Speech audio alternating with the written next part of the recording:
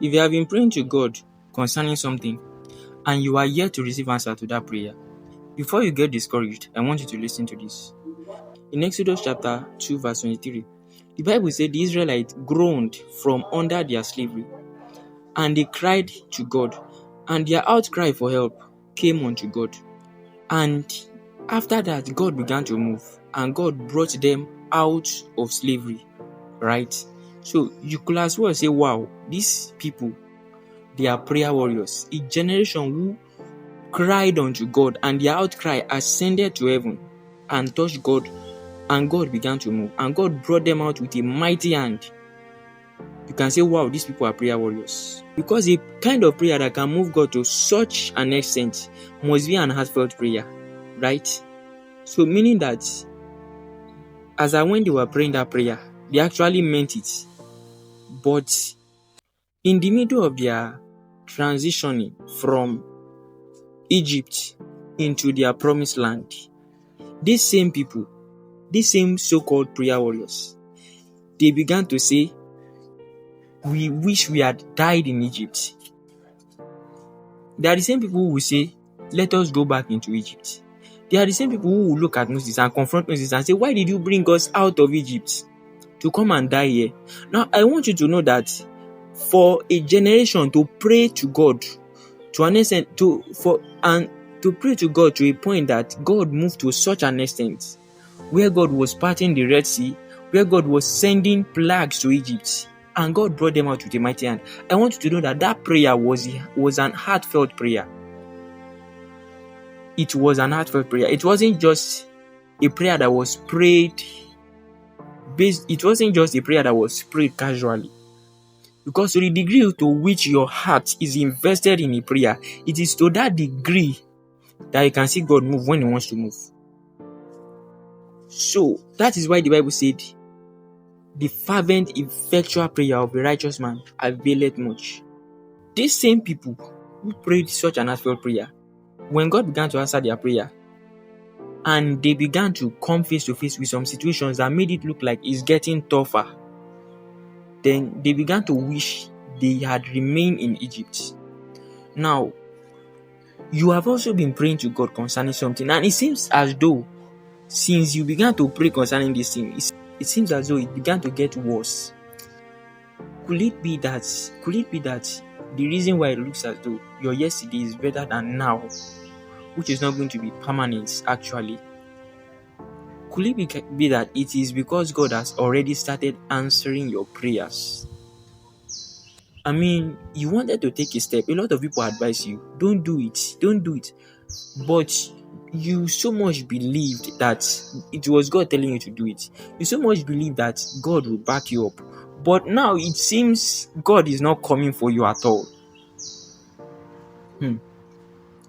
And you think God is not seeing you. Could it be that the process has already started? The same process that started with Israelites and made them to start complaining. Could it be that God has also started answering your prayer? I'm telling you this sincerely. When God begins to answer your prayer, hell will be interested in you. Take for example in the book of Daniel chapter 10. When the angel came to meet Daniel, the angel told him, from the first day you began to pray, God sent an answer to you. But the prince of Persia withstood me. Also in the book of Zechariah, in Zechariah chapter 1, when God was talking about His promise for Israel, how that He will return to Israel and He would make them prosper again, He will comfort them again. Then Zechariah said, and I saw 4 horns. The next verse, he said that I saw 4 horns, and he was asking, what are these 4 horns?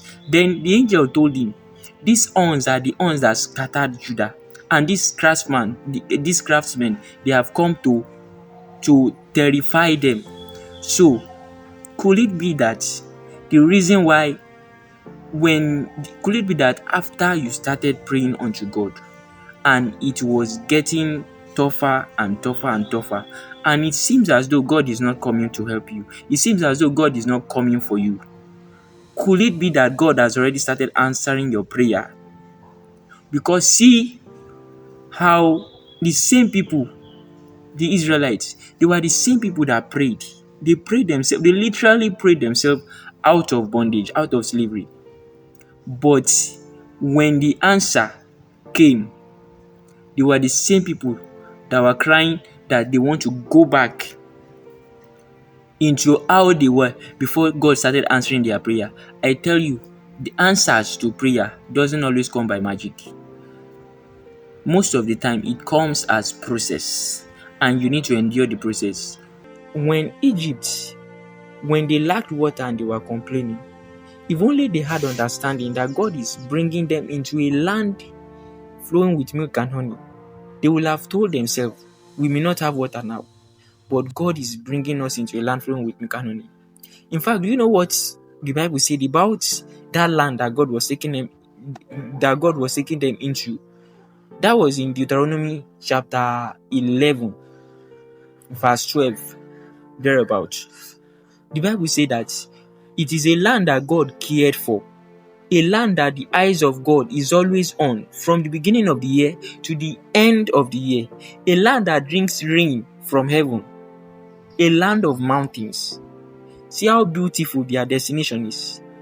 How beautiful your destination is. You don't know how beautiful the place that God is taking you into is. God, I believe God will have told you, will have given you snippets, will have given you some parts of it, reveal some parts to you. But current situations might be clouding your judgment. I want you to have understanding now. Don't behave like Israel. Don't behave like Israelites.